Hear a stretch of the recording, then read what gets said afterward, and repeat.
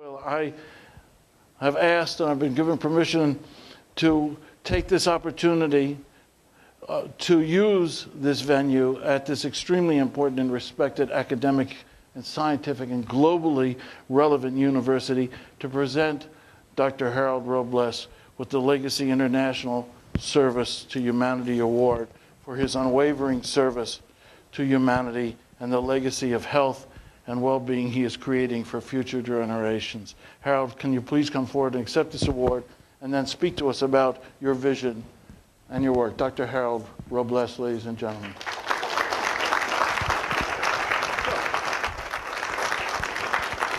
You have to touch the podium. Thank you so very much. Thank you. Thank you, my dear friend. Like we normally do. Thank you so much. Stunning. But I'm very honored and pleased that you have invited me to be your guest, your keynote speaker for your 30th anniversary of Legacy International.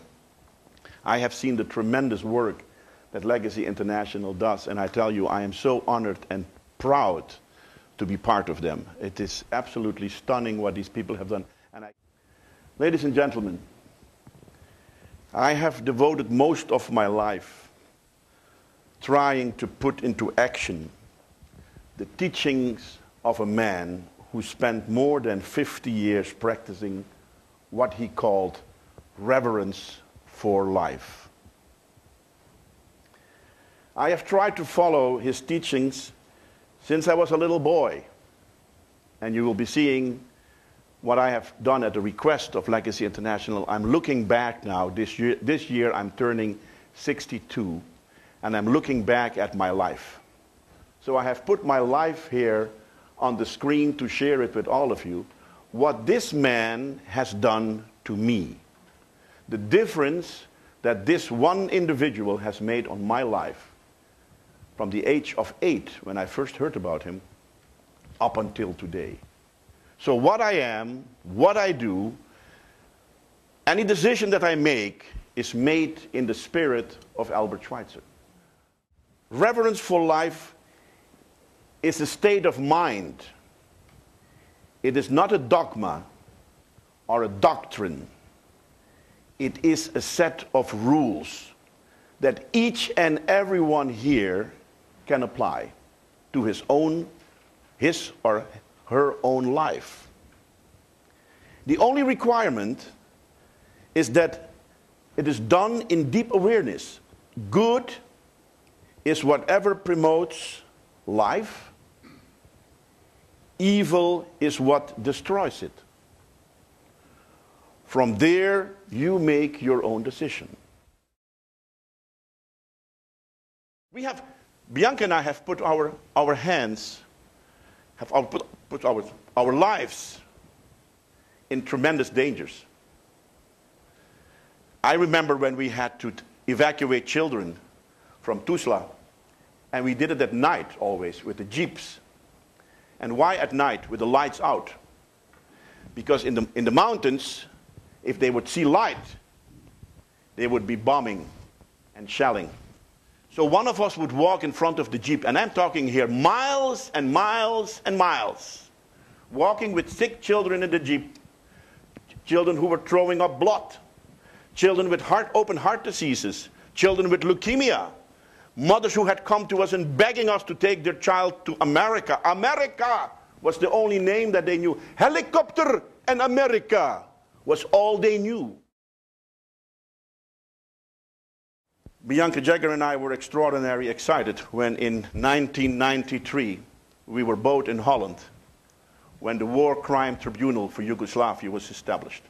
It was years of work, but here again, it was in the spirit of Albert Schweitzer and the philosophy of Albert Schweitzer, reverence for life, that made this all possible. So in 1999, exactly last year, 10 years ago, I created with my dear, dear, dear friend Peter Battelle.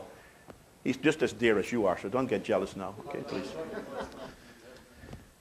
We created the Medical Knowledge Institute, of which Jay is a member of our advisory board. What does the Institute do? For years, we white people would go to Africa, with suitcases full of medicine.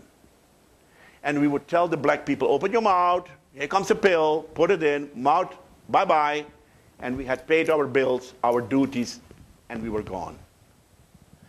Why didn't we ever think of going with a suitcase full of knowledge, of education, to empower them, to make something out of them? Not because they are black, they are stupid, they are smarter than we are. I had an interview today on NPR. First question was asked, Dr. Robles, what are you doing about the AIDS issue? Children are dying of AIDS, right? No, no, no. Only 3% of children are dying of AIDS, 13% of diarrhea. That is more important. Why is this all necessary? Nelson Mandela himself said this. Doctors are leaving right and left and going to countries where they can get much more money in the paycheck.